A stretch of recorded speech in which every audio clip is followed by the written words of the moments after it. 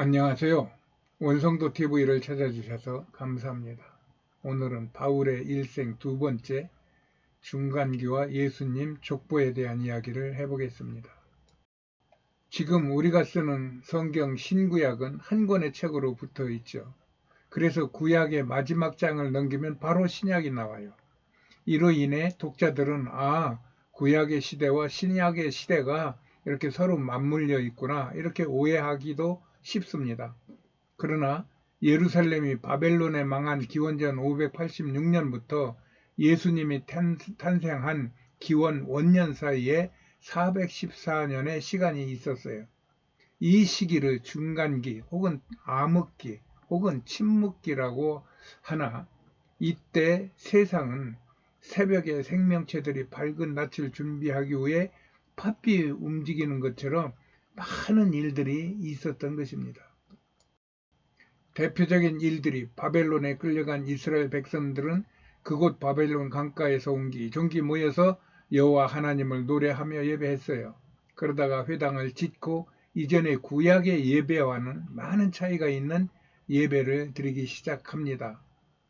이것이 회당 예배죠. 이 회당 예배가 오늘날 우리 기독교 예배의 모델이 된 것입니다.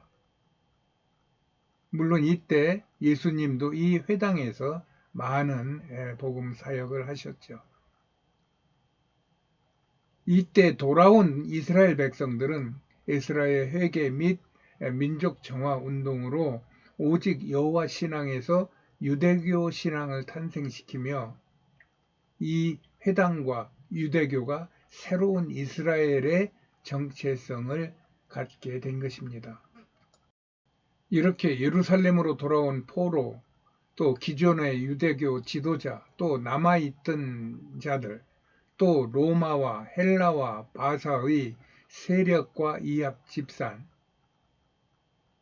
또 이를 저항하는 순수 유대인 그룹들이 복잡한 역학을 이루며 큰 혼란이 있었던 시기이기도 합니다. 그런 속에서도 이스라엘 백성들은 여전히 여호와 하나님이 구해줄 것이라는 그들만의 믿음으로 일부는 다시 돌아와 성전을 다시 쌓고 타국에서는 회당 예배를 드리면서 이스라엘의 회복의 노래를 불렀던 것입니다. 이때 이스라엘은 바사 제국, 헬라 제국, 로마 제국으로 이어지는 시대의 부침에 따라 많은 혼란과 전쟁과 변화가 있었죠. 또 세상은 동서양을 막론하고 이때 소크라테스, 알렉산더, 시저, 공자, 진시황, 고주몽 같은 현자나 영웅 호걸들이 집중적으로 출연하며 나름대로는 새로운 세상을 예견하고 그들의 지혜를 전하고 세상의 판도를 짜고 있었어요.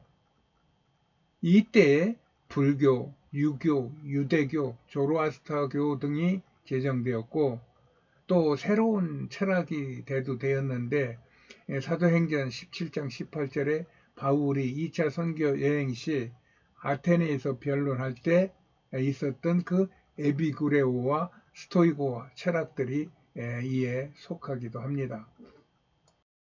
이때 이스라엘은 헬라와는 마카베오 전쟁을 치르며 잠깐 유대 독립국가를 세웠던 적도 있으나 바로 로마에게 편입되는 경향을 이렇게 거치게 됩니다.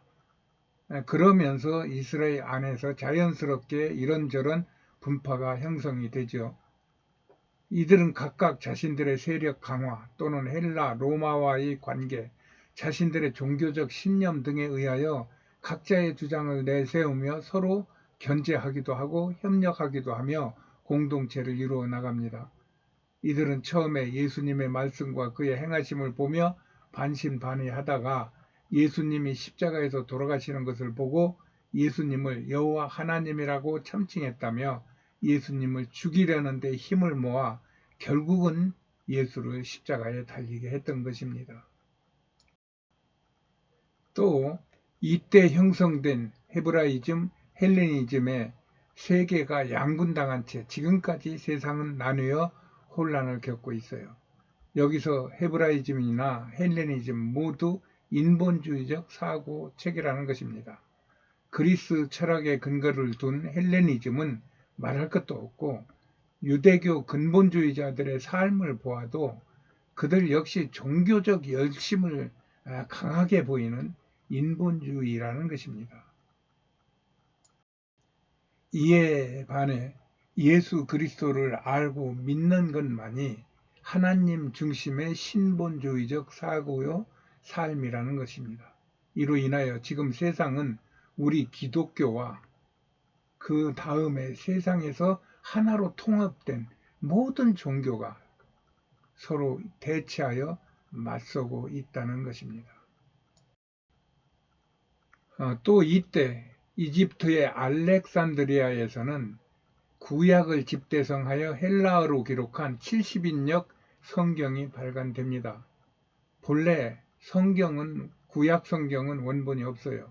다만 옛 선조부터 내려오던 구전 전승이 있었을 뿐이에요. 그 이후 하나님께서 모세에게 십계명을 써주신 히브리 문자로 성경의 기록이 시작되었을 것입니다. 이때 모세가 하나님의 말씀을 선포하면 기록자들이 그것을 옮겨 썼을 것입니다. 이렇게 쓰여진 성경 원본이 필사되어 각 지파에 또 각 지역에 사용되며 이런 것들이 여기저기에서 사용되다가 그것들이 보관되고 또 그것들이 여기저기서 쪽 성경으로 그 후에 발견된 것입니다. 이로 인하여 예루살렘이 파괴되고 세계 곳곳에 흩어져 살던 이스라엘 백성들은 하나의 성경을 가지고 여호와를 예배하며 유대인의 정체성을 세울 수 있었습니다.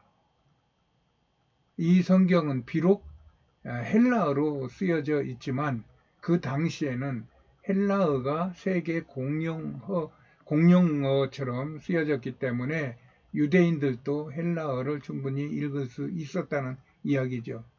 이 70인역 성경은 지금 우리가 쓰는 구약 성경과 그 구성이나 내용이 같은 것으로 예수님 당시에도 유대교에서 이 70인역 성경을 썼던 것입니다. 그리고 그때 유대교에서도 이 70인역 성경을 썼고 또 지금도 많은 성경학자들이 이 70인역 성경을 구약의 기준으로 간주하고 있어요. 그러나 히브리어 대신 헬라어로 기록된 것에 대한 이스라엘 유대 민족들의 불만과 자신의 문자로 된 성경을 만들기 원했던 유대인들은 지금은 기원 후 90년 텔아비브 근처에 있는 얌니아라는 곳에서 유대교 랍비들의 회의를 통해 그 히브리어 구약을 발간하고 그것을 정경으로 삼고 유대교에서 사용하고 있습니다. 이러한 때 예수와 바울이 활동을 했던 것입니다. 이 둘의 나이는 정확히 알 수는 없으나 성경의 상황을 정리해 보면 예수와 바울은 거의 같은 해에 태어났다고 해도 크게 틀리지 않을 기록들이 성경과 유대법에서 보이고 있죠. 그리하여 앞으로 이 글에서는 예수와 바울의 나이가 같은, 즉 바울의 나이와 세계 연대가 같은 연대로 보고 사건과 상황에 관한 시간들을 거기에 맞춰서 특정할 것입니다. 이로 인하여 성경과 세상에 맞물려 돌아가는 감각을 좀 더 실질적으로 느끼면서 바울의 그 행적과 또 그가 세상에 끼친 영향을 생각해 보고 싶은 것입니다. 이런 내용을 함축한 성경이 마태복음 1장의 예수님 족보죠. 이 예수님 족보는 구약과 신약을 이어주는 고리와 같은 것이에요.